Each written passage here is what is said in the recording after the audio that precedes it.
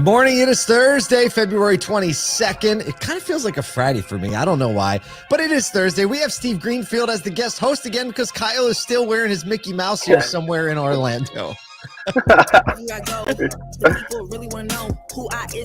So Kyle did send a picture yesterday to the ASOTU team. Let's see it. Can you pull it up or no? I don't have the picture. Maybe Nathan can pull it up while we're talking. Pull it up. Okay. But Al, our events director, we call him Al Pretzel because whenever we're in an airport, he always gets a pretzel. He loves pretzels. So it was a Mickey Mouse shaped pretzel with Kyle and his baby girl. And Kyle had the typical, it was like dueling lightsaber hat. I was like, Kyle is full dad mode this week. He is in the Star Wars mode. Nice. Absolutely. Steve, you're in the airport. Thanks for joining us before your flight today. Where are you off to? Down in Miami today. Okay. A little bit warmer. I see you got the vest on, but you probably won't need that a little bit later. I won't need it once I get down there. Yeah, exactly. Oh, very nice. Well, listen, the Sky Lounge in Atlanta. Very good. That does not. We got a little bit. We'll talk about Delta a little later in the show today.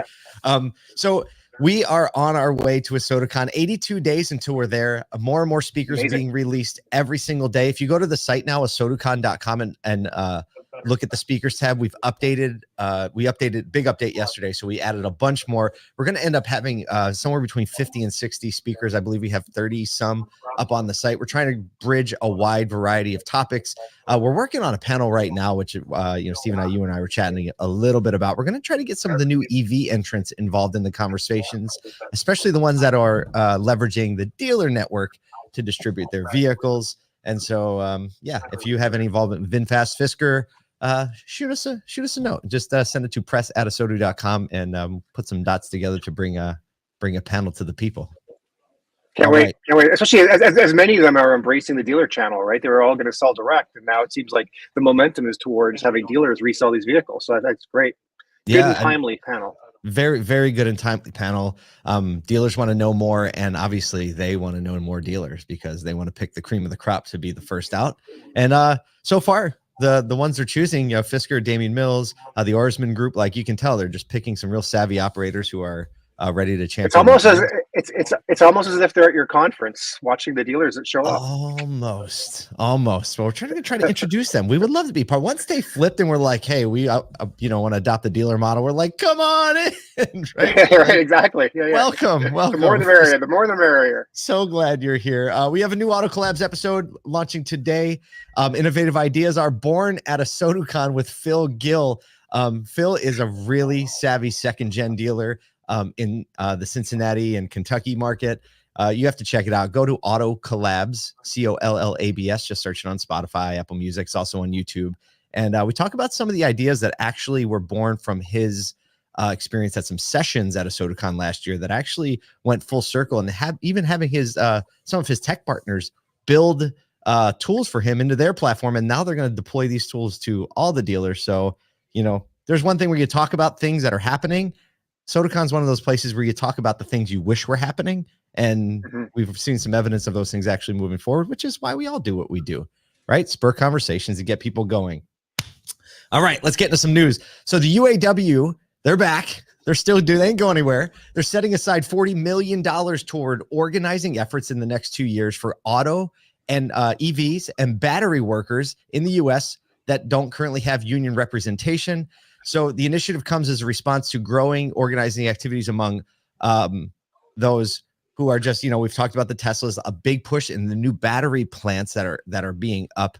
And Adam, with the sector expected to add tens of thousands of jobs in the next years, they're acting now, the UAW, they say, to secure workers' interests sooner than later. And they said in a statement, through a massive new organizing effort, workers are fighting to maintain and raise the standard in the emerging battery industry. Steve, $40 million is a lot of money. It's a lot of money. I feel conflicted around this. Like I do have empathy for the worker, the frontline worker, to make sure they're compensated fairly. But in a world where we hear almost daily about the threat of Chinese coming in with low-priced EVs, right? The more cost we layer into our supply chain to build cars here in America, we're going to be less competitive with the Chinese manufacturers that are inevitably going to be on U.S. soil. So I feel definitely conflicted about these kinds of news. Yeah, it sure is. And there's sound arguments on both sides. We've seen kind of like good stories come from both sides. And it always is, when I always think about it, like I grew up in a union family. My father was a union phone installer when it was Bell Atlantic. And I just remember thinking, even at that age, when I had zero involvement with business, I didn't even know anybody with the name, the word manager in their title. But I always thought it was so strange about the level of animosity that was created between like workers and the company they worked for. Like weren't allowed to take, like, I remember distinctly jackets. They wanted to give the outside workers these really nice winter jackets, and the union was like, "Don't take anything," And so as a kid trying to make sense of that, and my dad is one of the most docile human beings you'll ever meet, right? So he, you know what I mean? But he just kind of like, I don't know, it's just what we have to do, And so we'll see how it pans out. I mean, the UAW obviously a lot of momentum this year, and we'll see how that goes. And like you said, the market hopefully will get to decide what's going on, but with the Chinese imports and tariffs and all that, we'll see where it washes out. But that's brewing underneath, whether conflicted or not, I guess. Right. Speaking of EVs, we didn't do any segues last time. Rivian Automotive has announced a workforce reduction yesterday of 10% and are predicting flat production levels, leveling out at 57,000 vehicles for 2024 amidst their Q4 net loss reduction. So let me explain that a little bit.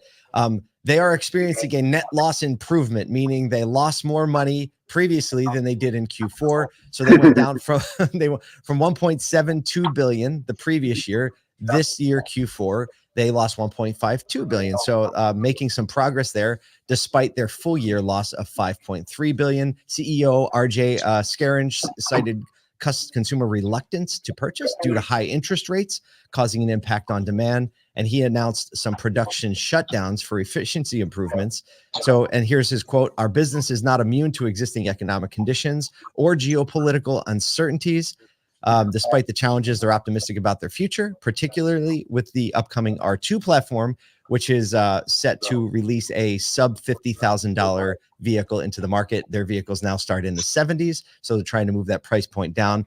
Rivian employees were left in suspense last night when they were told there would be a 10% reduction in workforce, and informed that they had to wait till this morning to find out if they were included. So a lot going on there. Yeah, anytime a company has to celebrate, year over year net losses improvements, it's not a good thing. But to your point, I mean, they're going to have to bet the whole farm on this R2. It's going to be a more approachable vehicle. The higher price vehicles that have been out, the R1, have been like more of a niche vehicle for more expensive segment. This thing could be a more addressable SUV, right? It's obviously not going to compete with the current price point of like a Model 3 or a Y. But if the R2 becomes their Model 3, their more mainstream SUV that can compete directly in different classes, lower classes, then this could be the breakthrough vehicle. But they need to bet effectively the whole company on this one new vehicle release. Wow, that's an interesting perspective, and it's true, because if when they're gearing up for growth mode and saying they're going to sell the same amount of vehicles this year as last year, I think it reflects a lot of what we're seeing across even like traditional OEMs saying like, hey, we have to take our foot off the accelerator a little bit. I can't say foot off the gas anymore. Can't say it. Right, exactly. Yeah, good point. Right. and they have to take it off, and like, let's see what the market's deciding. Obviously trying to save 10% labor costs is going to help the net loss situation. But yeah, like betting the farm on this next vehicle. That's right. Like I can't see the vehicles they put out. They're beautiful vehicles. I don't know if you've ever seen one. Great car. They're great vehicles. Yeah, I test drove one recently, and they really are exceptional vehicles. And the people, and they've also done, I think, a good job of building some brand uniqueness. Like the Rivian driver is geared toward adventure, and they've done a really good job like putting that out there. And it'll be interesting to say, like, side note on how Scout comes to market with their vehicles. Scott Q has been talking about that a lot. And like, how are these worlds going to intersect? Because Rivian what I would see as being the brand that would be affected the most by Scout releasing an adventure related EV.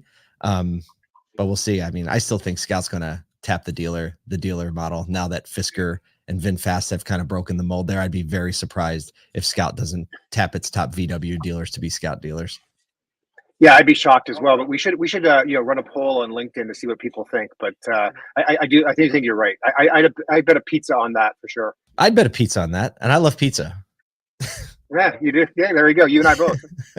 All right. Well, I think it's super appropriate that you're sitting in this Delta Sky Lounge right now. You're at the Atlanta airport right now? I am. Home of Delta. Well, Delta is stepping up their game, not just in Atlanta, because they do it here, but at LAX now by partnering with Porsche to shuttle passengers with short layovers using a Porsche 911 GT3 RS. So like the really, really fast one. The service is part of their continuous efforts to maintain its status as North America's most punctual airline. It's clever, but I think it's more of a marketing play. Yeah, so it's aimed at more at marketing than speed due to regulatory limitations that only allow them to drive so fast when on the tarmac. The bright red Porsches seen on the tarmacs from all those passengers looking out the windows is definitely going to generate some attention. Here's a quote from who said this? I don't know who said it, but basically I'm not going to read the quote because I don't know who said it, but the exclusive services offered only to the airline's top tier clientele, emphasizing Delta and Porsche's commitment to providing unparalleled service. Steve, my question is, you have a lot of those zeros at the end of your miler status. Have you ever ridden in one of these? Not yet. I'm counting on it though. I mean, this is an amazing marketing ploy. I think, I have a few times come off a red eye here in Atlanta. And you get called, hey, Mr. Greenfield, meet the red coat in the jetway, and you get off, and they usher you down the stairs into a Porsche Cayenne. They say, where are you parked? And they drive you to your parking spot, and you miss the train, and it's the most amazing thing if you get off a red eye. It happens rarely, even though I fly a lot. But I think this is a stroke of brilliance. And the funny thing is, I was socializing with people earlier this week. They're like, well, where do you put your luggage? That was my next question. I don't think you have to worry about it. It's probably a chase vehicle, I would assume. You said you have to miss the train. I don't think anyone misses the train at Atlanta. Did you really miss the train? Well, that's pretty neat. Well, give us the inside scoop, because you have this status. So this is a situation where they would walk you off the plane right into a vehicle. Are there other surprising delights that you've experienced in your travels, being kind of like a very frequent traveler on Delta?